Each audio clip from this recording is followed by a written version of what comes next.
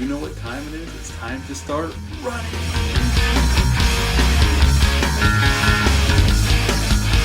Welcome back to the channel. I hope you're all doing well out there, and I hope you all had a great weekend. Today we're going to start running, but before we do that, like, comment, and subscribe. Join me here. I greatly would appreciate that. Today we're going to talk about 1987's The Running Man. As a matter of fact, this came out November 13th of 1987, and it was supposed to be a summer release, but they pushed it back to November because another Arnold Schwarzenegger vehicle dropped in June, and that film was none other than the classic Predator. So yeah, they didn't want to compete with that film, so they pushed this one back. And if you want to see my review for Predator, scroll on down. You can find that review, or you can check out my Predator playlist, where I already have 3 Predator franchise reviews on there. You can check that out, and I'll have the review for The Predator out this Friday. This movie is rated R. It's an hour and 41 minutes long. Had a budget of $27 million, so it had a nice sized budget for back then for a R-rated action movie. And upon release, it made $38 million. Now, they tapped Paul Michael Glaser to direct this film, and this film is based off a novella by Richard Bachman, or AKA Stephen King. Yes, Stephen King wrote this book under a pseudonym. Arnold Schwarzenegger plays Ben Richards in this film. Maria Conchita Alonso plays Amber, and she would go on to be in Predator 2. Yaphet Kotto, the great Yaphet Kotto, plays William Laughlin. Richard Dawson plays Damon Killian, and Richard Dawson was mostly known for Kelly's Heroes, and he hosted the Family Feud from 76 to 85. Jesse Ventura's in this film as Captain Freedom, which is kind of funny because it's definitely a fascist wasteland the country that America's turned into. And the great Jim Brown plays Fireball, and Jim Brown was a notable football player, NFL football player, and he was in The Dirty Dozen and some other projects, but that film is definitely the standout of his acting career. Right at the beginning of the film, we're introduced to Ben Richards, and he works for the military or this police force, and he's flying this helicopter over Bakersfield where this crowd has gathered. And as he states in the movie, innocent women and children just looking for something to eat.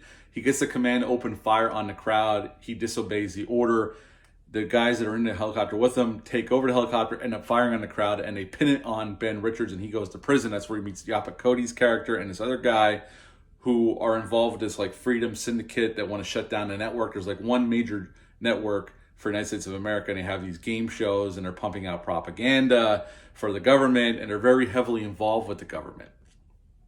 It's definitely a very entertainment-centric future. They even say how the president has an agent and all this stuff. So they really play that up. Although they don't focus on it, it's mentioned and they move on. Because this movie does move at a pretty brisk pace. They got to make up a lot of ground to get where we're going here. And the movie's only an hour and 41 minutes long. So Ben Richards and Yaphet Kotto's character and this other guy escape prison in a pretty cool scene. And Ben Richards just wants to get out of the country or go to Hawaii, something. Wants to get away from there and just live his life on his own terms. And he doesn't want to be involved in any of this shit. He doesn't want to be involved with this freedom syndicate, none of that. He just wants to go off. And he goes to his brother's apartment, and he finds out that his brother has been sent for re-education, and Maria Conchita Alonso's character is living there, and he tries to get out of the country using her as cover, and he gets caught at the airport, and Damon Killian wants him for The Running Man, this game show that is the most popular show in the whole country, and basically shapes the minds and hearts of the whole country. Like, everybody's like infectiously addicted to the show, and we see that when the show starts off with the live broadcast and how the crowd reacts to people getting killed and that. I mean, it's a bloodthirsty crowd, and they even make a comment like it's better here. All those people are better here than out in the streets doing stuff. So it's definitely a very dour future, and definitely a very fascistic future portrayed here. Although they don't linger on that, they talk about it, and it's the goal of the syndicate for freedom and to take over the network satellites to show people what's really going on. And that definitely comes into play later on in the film as well.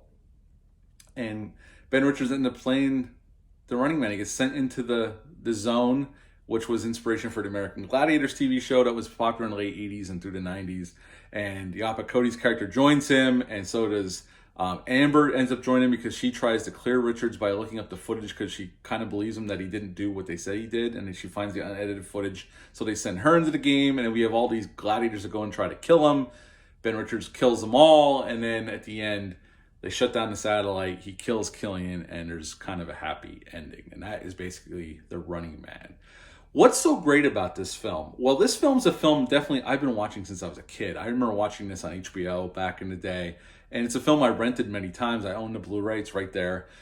it's a very enjoyable film with a very interesting premise for sure. And I actually think they could have did more with it, but for what we got in the 80s, it's a fantastic look at a possible future, which with I know with all the rage of reality TV, I'm surprised. I mean, not that it gets this extreme. I mean, we got Survivor and that, I guess, is probably the closest thing to this.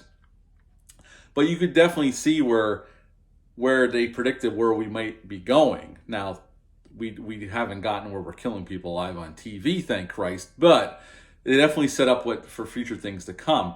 And Arnold Schwarzenegger's great here. He has some cool one-liners. There's some decent action, although the directing of this film is just okay. It comes off as very TV movie-like, unfortunately. I think they picked a director who was more suited to the TV medium and not for feature film. I think this movie could even been better with a better director behind the camera. And even Arnold Schwarzenegger has been quoted as saying he was disappointed with the directing of this film. Although he liked the director, he just felt like it doesn't look as cinematic as some of his other pictures. And definitely compared to coming off of Predator, the action is nowhere near as well shot here as is in that classic film. But overall, it's a fun movie with some fun performances. I mean, Yaphet Kotto, the whole cast is really good here. And they're surrounded by terrific little character actor moments in this film. And Richard Dawson is just despicable and awesome as Damon Killian. I love his character in this film when he gets killed. I mean, that's the whole point. We're rooting for him to get killed because he's such a scumbag. And we get that at the end. So we get Arnold purveying over this guy who basically screws him over and sends him into this. He knows he's innocent and still sends him into this game to get killed by his goon squad. Jesse Ventura's in it, but it's more like an extended cameo. He has a few lines, but he's not in it a whole lot. Jim Brown is good as Fireball, and he meets a faithful death with that name.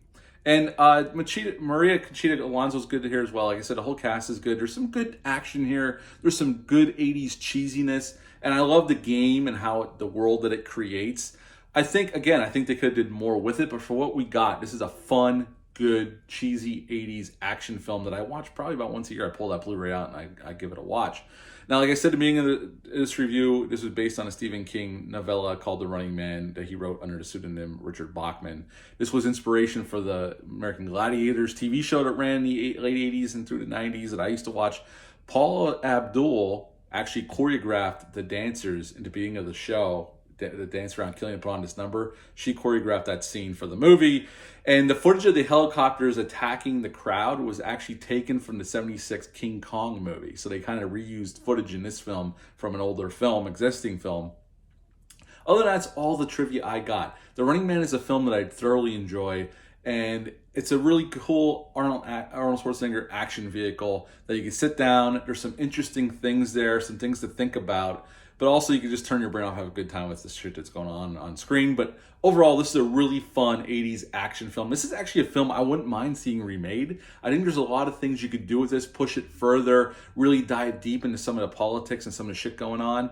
But for what we got, this is a really fun Schwarzenegger movie. So at the end of the day, I would still give The Running Man an 8 out of 10. Yes, this is a kick-ass, cheesy little slice of 80s heaven.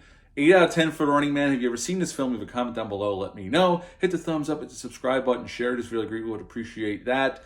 I'll be back on Wednesday with an out-of-the-theater reaction for Michael Bay's new movie, Ambulance. And I'm going to have The Predator out on Friday. I'm going to have a Michael Bay ranking video coming soon. I'm going to do Mr. Majestic, all kinds of fun shit. So keep on checking back, and I'll see you soon. Bye.